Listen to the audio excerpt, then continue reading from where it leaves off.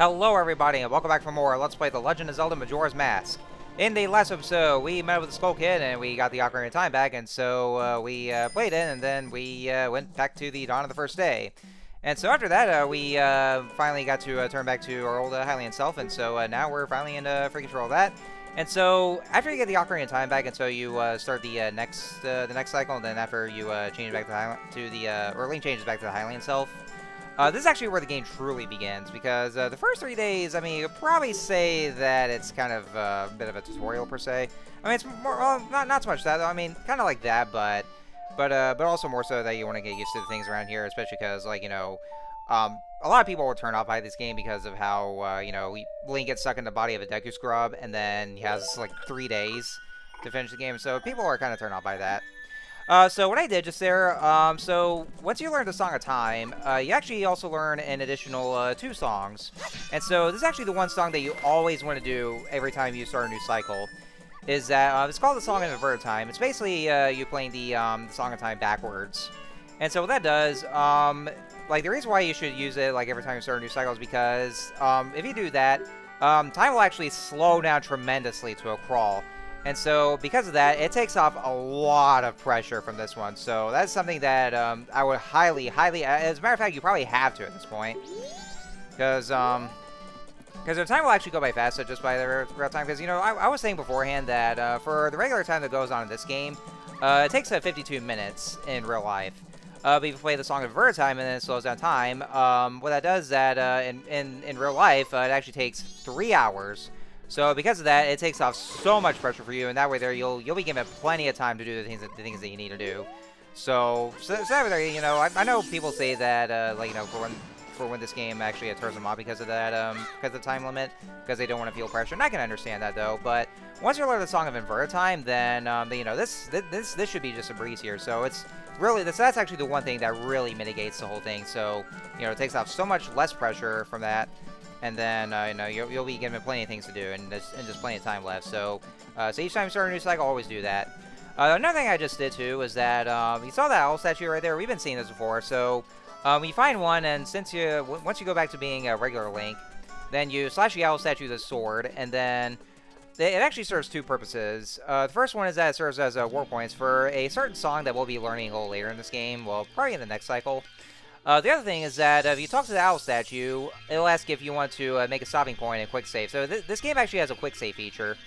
So you probably remember how like whenever like you saw how when I play the Song of Time, it'll ask if you want to save the game. So that's actually the one kind of way of saving the game. It's actually a permanent save. So once you save the game, then that's when it'll actually take you back to the very first dawn of the first day.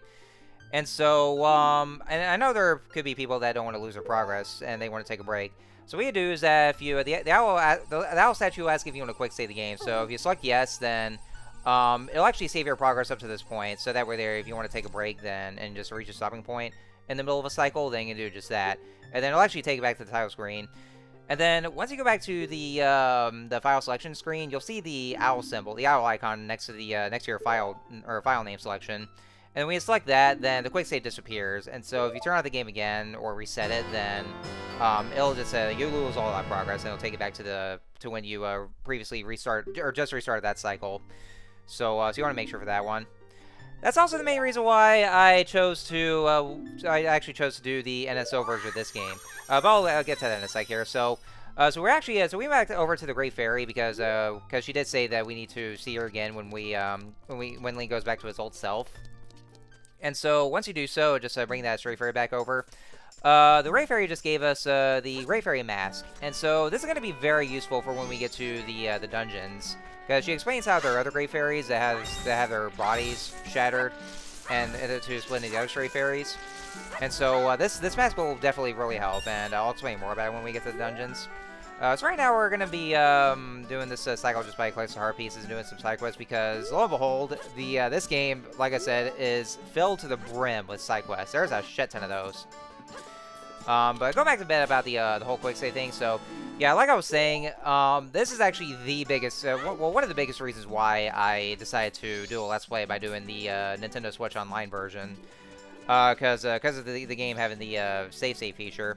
Because like when I originally wanted to do or try playing the original N64 hardware with the cartridge, and I explained how the console kept on freezing or crashing like each time I kept starting the game, and it was going to disrupt my progress because of it. And so because of that, I had to keep restarting the cycle. And either way, it was probably for the best because you know it's not just so much that though. There could be some other factors that could happen. Like let's say for instance, like if there was a power surge, like you know, it was, yesterday we were dealing with a fucking hurricane. Although it wasn't really that much of a hurricane, thankfully. It just it was still treated as it was still at the status of a tropical storm, but I'm pretty sure the other people have actually gone through that. So I do hope everybody's safe there. But let's see here. So yeah, there's like any kind of power outages and whatnot, then and it happens to my N64, then I might start all over again. So because of that, that's actually the reason why that I decided to do this one or the NSO version because of the save state feature. So you know, basically because in the scope of a Let's Play, and I'd be in the middle, so like in the middle of recording, and then if I already did a save state feature, then I actually just restart from that beginning there. So it's always good to have that there because you know it's always the safest bet. And it's always better that way as well because of how, well, you know, how crisp it looked. Also, I'm going to go ahead and put on the Deku mask right now and watch this.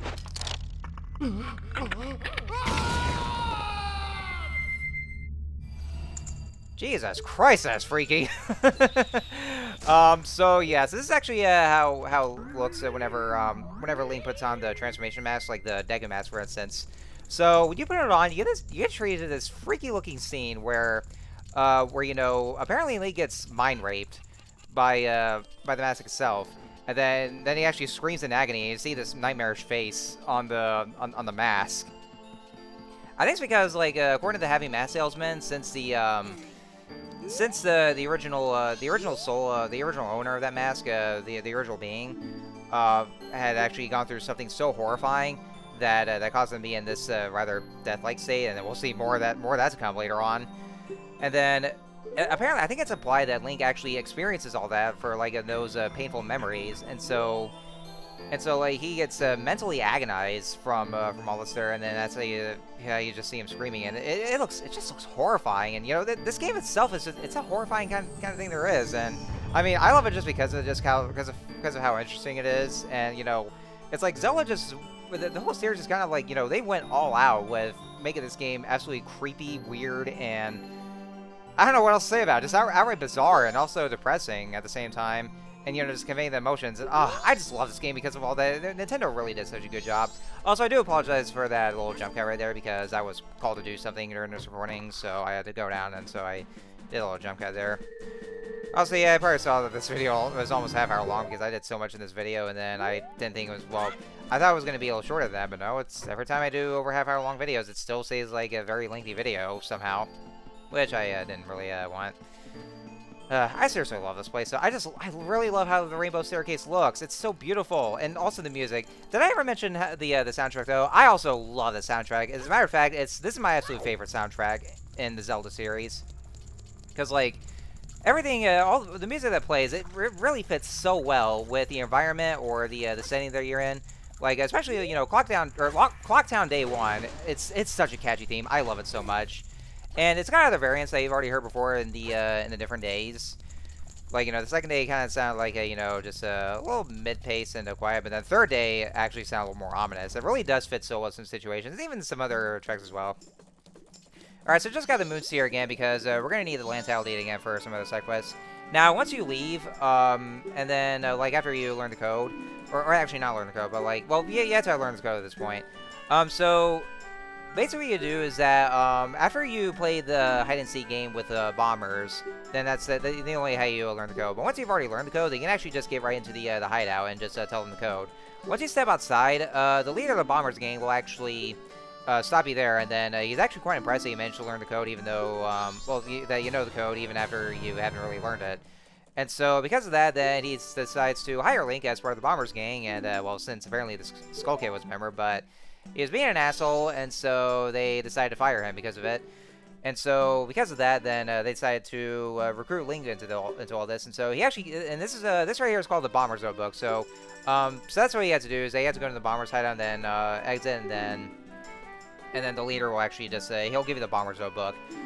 This is actually one of the key factors of doing 100% completion because, like I said, I am going to be doing a 100% completion in this LP. I mean, part of the course of the other Let's Plays, especially the Zelda games, and, it's to be expected, but because of that, there are like I said, there are a shit ton of side quests in this game.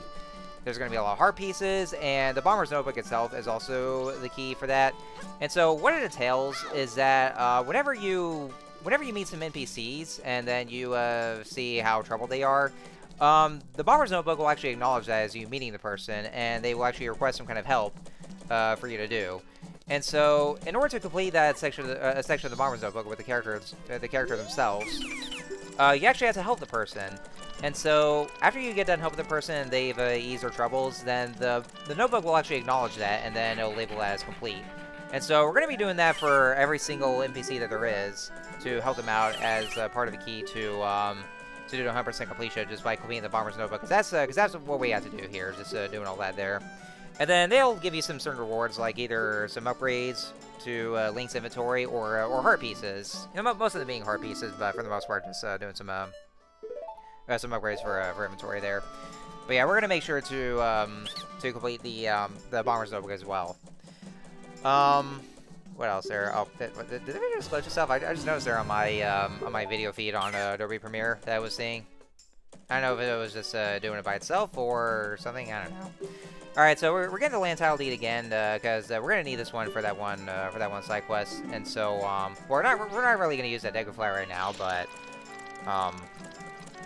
we do need a land title deed for something. Now, there is a side quest that involves trading over the title deeds for each different areas, but that's actually going to be saved once we get to the tail end of this game here, because it's always recommended to do so after you've gone through all the 4 areas of Termina, because like that's going to be a whole marathon if I were to do it in the middle. But yeah, I would say it's recommended to actually just do it at the tail end of the game. But we're not going to do that. So like I said, we're not going to do that right away though, because there's going to be that one other side quest that we can use the title deed for. Alright, so now that we're back to being regular Link, we're able to leave Clocktown, because, previously we couldn't because of Link's Deku form and they saw him as a child.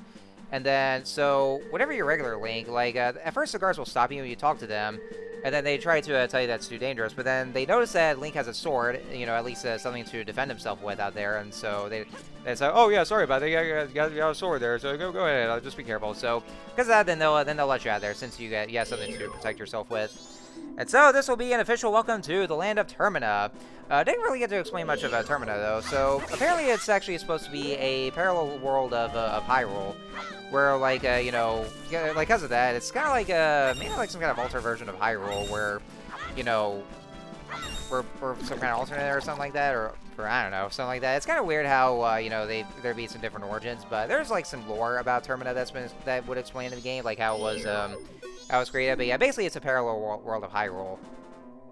And so because of that, like so many of the good majority of the NPCs are very much the same recycled models from the NPCs in Ocarina of Time.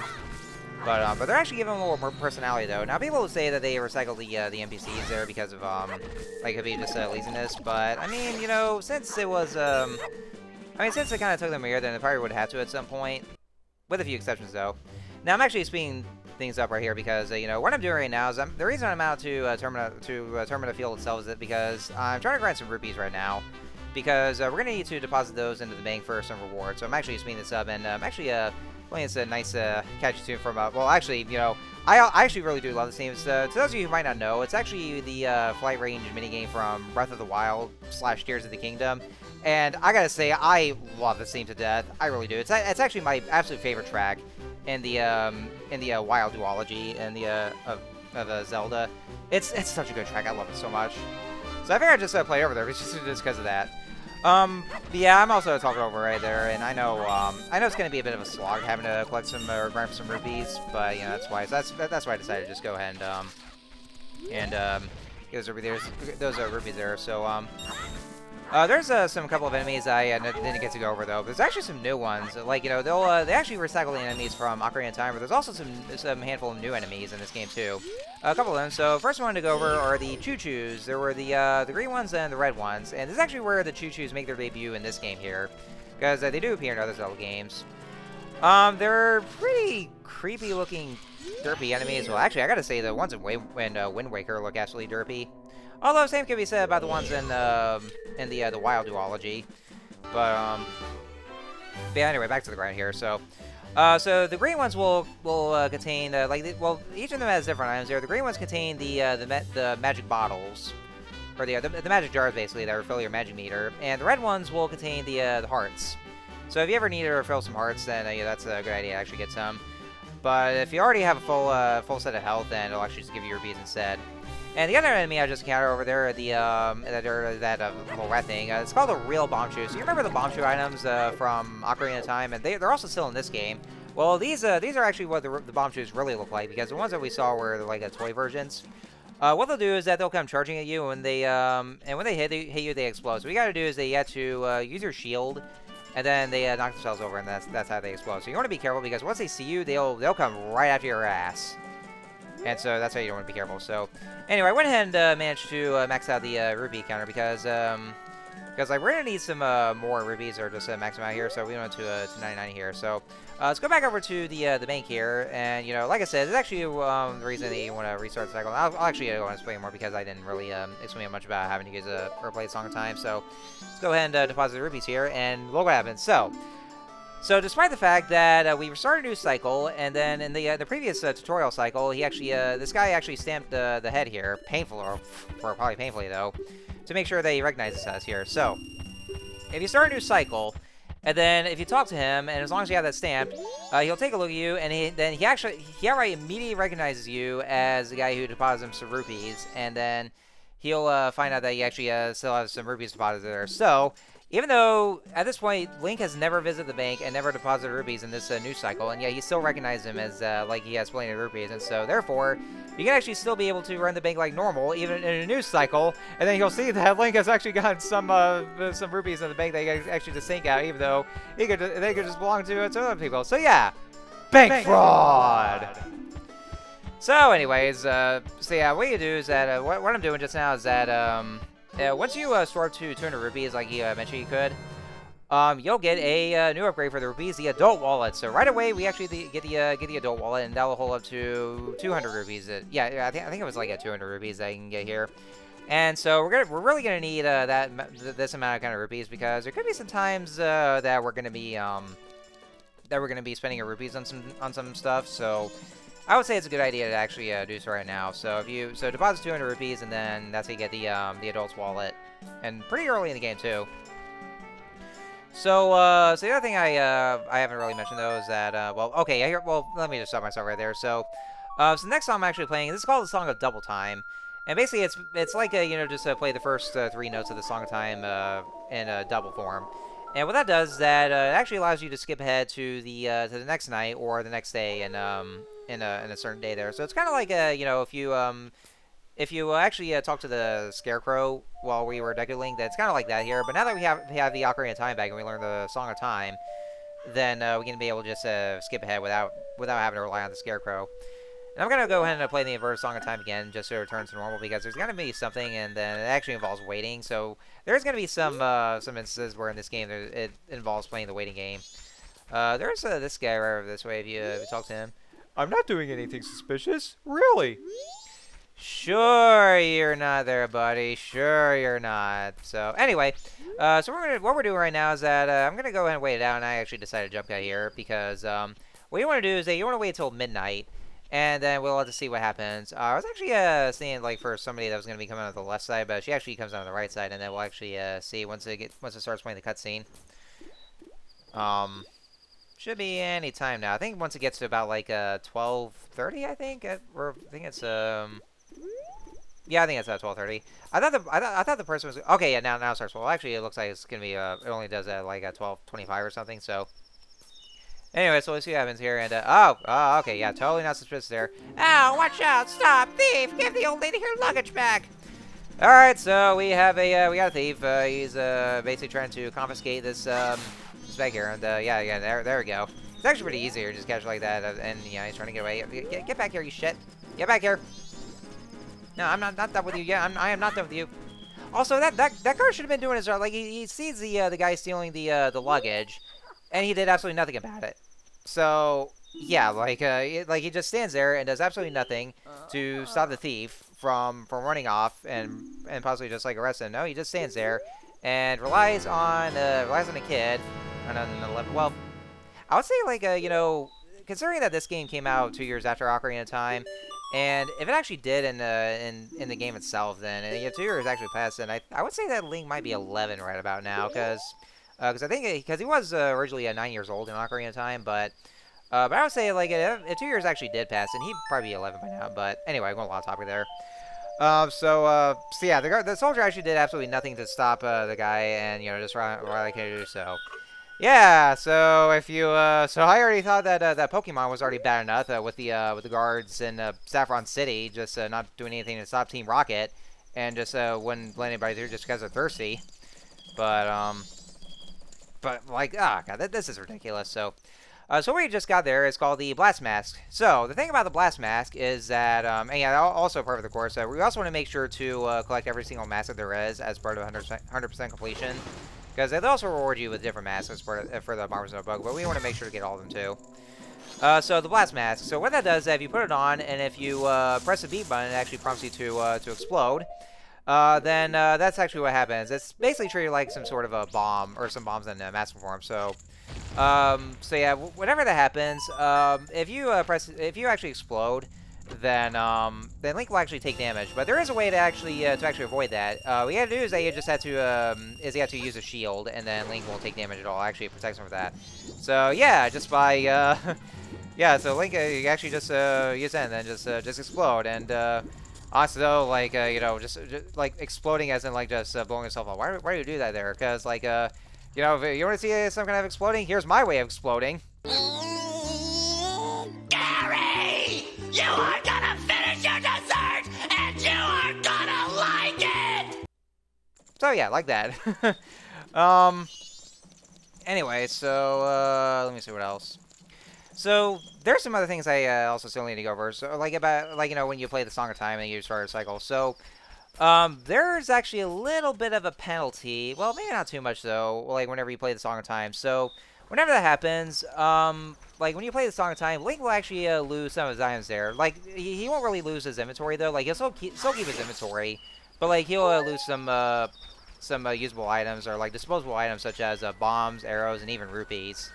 And so that's actually the reason why that you want to save the rupees into the bank or just deposit them into there before you start a new cycle.